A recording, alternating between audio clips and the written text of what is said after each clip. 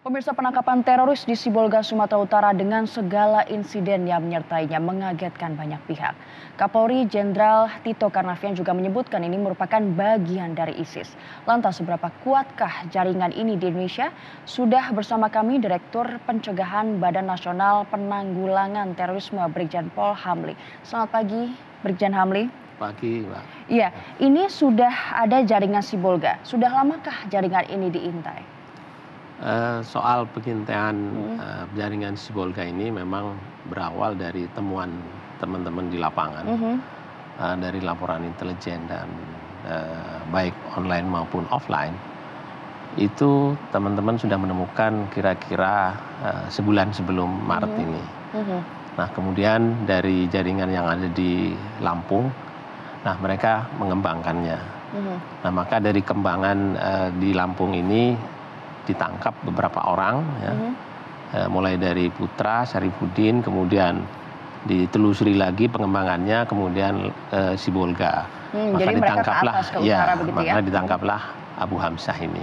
Oke. Abu Hamzah ini ketika ditangkap ada kawannya lagi dan ada keluarganya juga yang sekarang yang sudah meledakkan diri itu. Jadi tadi Kapolri juga kita simak telah mengatakan bahwa ini merupakan jaringan ISIS begitu ya dikatakan. Apakah ini juga jaringan yang sama dengan teror bom yang ada di Surabaya sebelumnya? Kalau dari segi jaringan struktur kita belum bisa menentukan itu, masih dalam penyelidikan. Namun kalau dari segi pemahaman itu sama. Jadi mereka berafiliasi kepada ISIS. Jadi yang kalau secara di Indonesia itu ada yang berafiliasi ke ISIS yaitu JAD.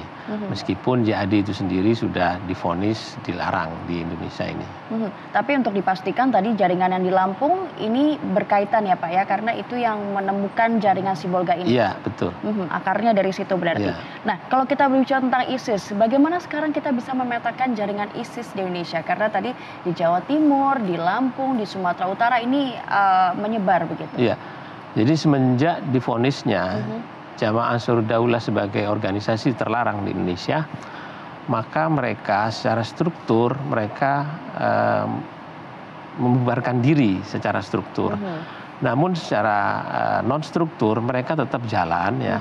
Oleh sebab itu kawan-kawan di lapangan dalam hal ini teman-teman di Densus, nah kami dari BNPT mengkoordinasikannya dan kemudian mereka memapping semua kekuatan yang dulunya berada di JAD di masing-masing tempat. Itu terus dilakukan mapping dan penguntitan terhadap orang-orang ini sampai ditemukanlah bukti-bukti yang cukup untuk dilakukan penangkapan. Kalau mereka sekarang beroperasi secara non struktural, berarti ini mereka akan terpisah-pisah jadi susah untuk dicari jaringan-jaringan yang terkait atau seperti apa kesulitannya? Non struktural namanya saja dia mengatakan bahwa saya sudah tidak jadi JAD. Oh, secara formal? Ya, secara formal. Tetapi mereka secara pemahaman mereka akan tetap berkumpul membentuk sel-sel kecil supaya agak lebih mudah bergeraknya, mereka seperti itu. Jadi sebenarnya walaupun secara struktural tidak berkaitan atau tidak ada secara formal, tetapi mereka masih bisa di-track begitu ya Pak ya? Betul. Satu dengan lainnya apabila terkait. Oke, kalau misalnya ini juga tidak dikatakan sebagai nggak ada kaitannya kok sama kunjungan Joko Widodo. Lantas tujuan dan motifnya apa sebenarnya? Motifnya adalah yang menganggap bahwa yang berbeda dengan mereka, karena pemahaman mereka adalah setiap orang yang berbeda pemahaman dengan mereka ini adalah dianggap lawannya. Nah, ketika dianggap lawan, maka mereka halal darahnya, halal martabatnya, dan halal yang selain dari yang seperti mereka inginkan. Jadi mereka akan menyerang. Maka yang akan target yang mereka akan lakukan menurut dari hasil interogasinya, wawancaranya dengan mereka akan menyerang beberapa tempat, antara lain misalnya di Lampung, di Jakarta juga, dan kemudian di Sibolga sendiri. Mengapa mereka memilih Lampung, lalu Sibolga sebagai tempat yang menurut mereka tidak sama dengan apa yang mereka inginkan? Maksudnya, Pak?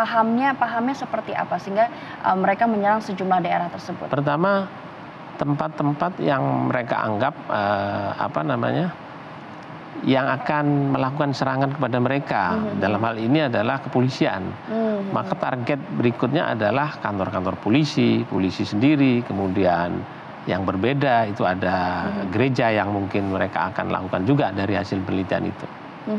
Lalu setelah kejadian ini, bagaimana teman-teman di lapangan ini Bapak kerahkan, BNPT kerahkan, dan juga pihak kepolisian kerahkan untuk mencegah hal seperti ini terjadi? Kami dari BNPT mengkoordinasikan dengan kawan-kawan dari kepolisian. Nah, dan dalam hal ini sebagai penindak, ya, itu dari teman-teman Detasmen Khusus 88, teman-teman ini melakukan setiap jam, tiap hari untuk melakukan mapping dan melalui kegiatan-kegiatan yang mereka lakukan dengan intelijen, insya Allah mereka akan menemukan hal-hal yang sekiranya mencurigakan dan menjadi potensi untuk memberikan ancaman terhadap negeri ini. Jadi pencegahan selalu harus dilakukan dan kita juga harus selalu cepat ya Pak ya untuk bertindak ya. Oke, terima kasih Brigjen Hamli telah bergabung bersama Metro Pagi Prime Time. Semoga ini juga bisa menjadi informasi yang tepat kepada pemirsa. Terima kasih.